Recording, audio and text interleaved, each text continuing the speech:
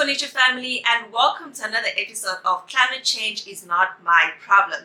I hope you're all enjoying this series so far, and if you haven't watched the first two episodes of this series, I urge you to go back and watch this as they contextualize the problem that we are currently dealing with. I will leave a link of these videos down in the description box. In this video, we are going to continue on this topic of why climate change is a problem and why we should all care and do something about it by unpacking the question of whether governments should spend resources dealing with climate change when there are other important problems that we are currently facing and they need attention. Before we get into it, just a quick reminder that I Room for Nature is available on Instagram and TikTok. If you don't follow us there, please do so for more content on sustainability and the law.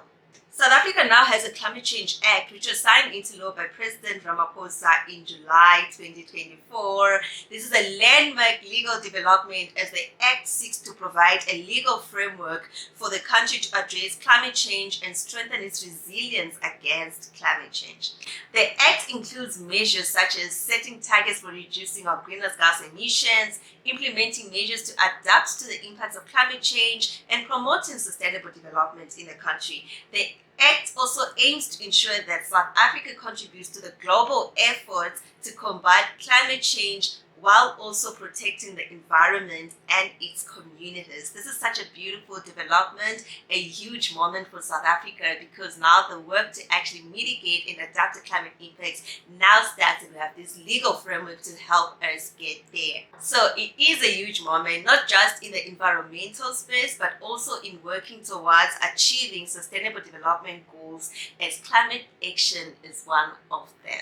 So I actually recently posted something about this new Climate Change Act, and there was a comment on that post that I think touches on a very important issue that we often discuss here on this channel, and it is this notion of development versus environmental protection, where they are often pitted against each other, when in reality these two things are one and the same thing and they work together.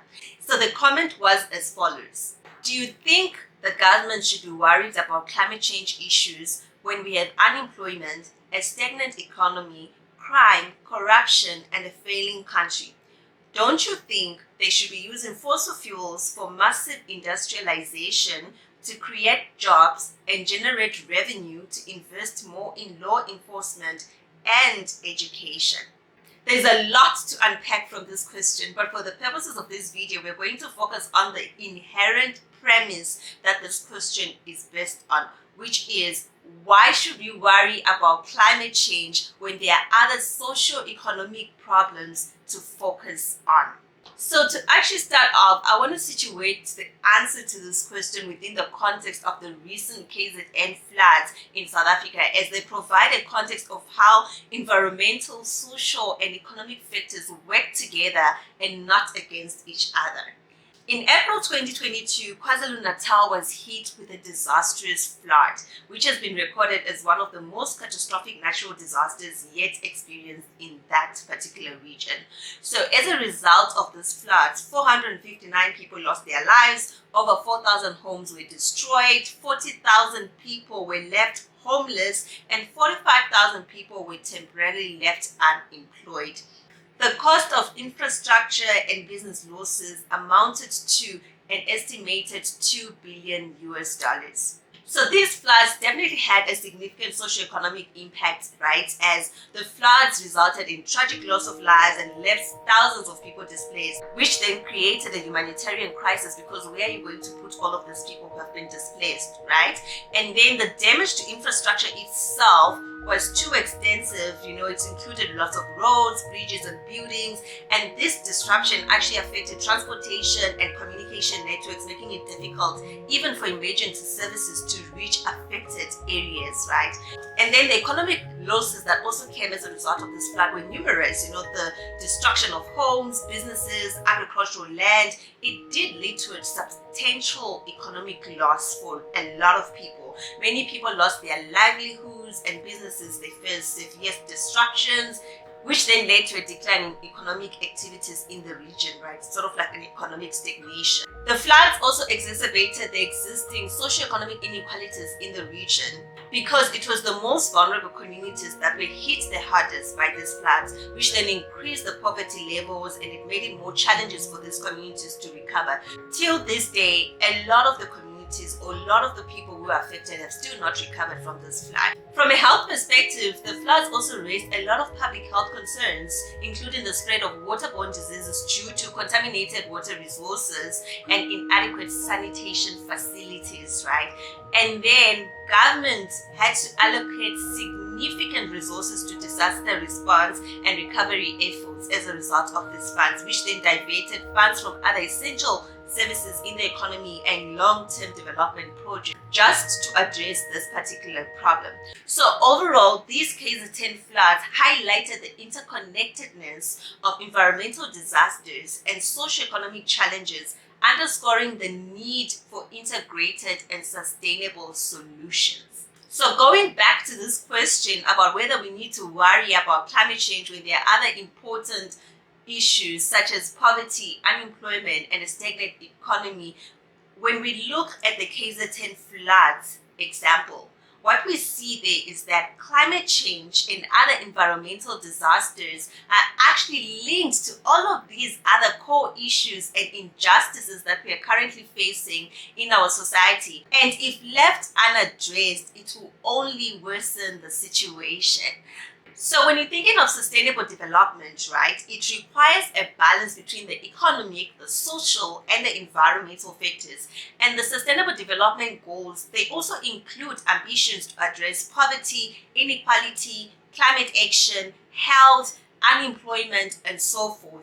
These goals are all interlinked, right? We cannot truly achieve sustainable development when we only prioritize some and not all of the goals. So coming back to South Africa is one of the most unequal countries in the world. It is rife with poverty and significantly vulnerable to the impacts of climate change. It is often those who are poor and already languishing in poverty who are hit the hardest by climate-related disasters. And the KZN flood showed this reality, as it was those who did not have proper housing or who lived in areas that did not have proper municipal service that were affected the most. A large number of them lost their lives and livelihoods and were displaced overnight.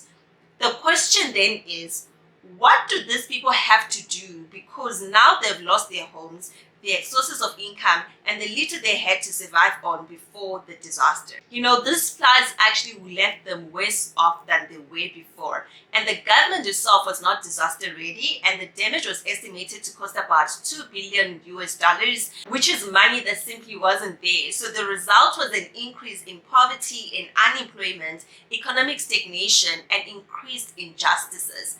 This is exactly why we cannot look at environmental disasters and issues around climate change in isolation from all the other social problems that we face. It is not to say that addressing poverty and inequality is not important, but it is recognizing that these things, they work together, they don't work against each other. Because when we address the issue of climate change, we are in some way actually addressing some of the issues related to poverty. You know, all of these problems are interlinked, and the neglect of one will inevitably threaten the other ones in different ways. Climate change is happening here and now, and we have to have a holistic view of the issue and not separate these things thinking that they are all different and there are other issues that are more important than others. You cannot sufficiently address things like poverty without addressing climate change and other environmentally related issues, because as we have seen from this example of the KZN floods, these things are interlinked. They work together, so they have to be dealt with together. Investing in proper climate change mitigation and adaptation strategies and solutions is essential for sustainable development and to facilitate the change that we want to see in our society, which is a just, equal, and climate resilient society where economic benefit is not prioritized over the needs of the people and environmental protection. So yeah, you guys have reached the end of this video, and I hope that you found it informative. and that it has answered some of the questions that you may have had about climate change and its relationship with other socioeconomic problems that we're currently facing in our society. Let me know of any comments or questions that you may have down below in the comments section. If you enjoyed this video, please don't forget to give it a thumbs up and also share it with others as it may benefit them too. And if you've watched up until this point and you aren't subscribed to this channel yet, please do subscribe to join the fam and hit the notification bell so that you're notified every single time I upload a video and you don't miss out on anything that is happening here. Until the next time, stay true, keep fighting, and keep the earth clean.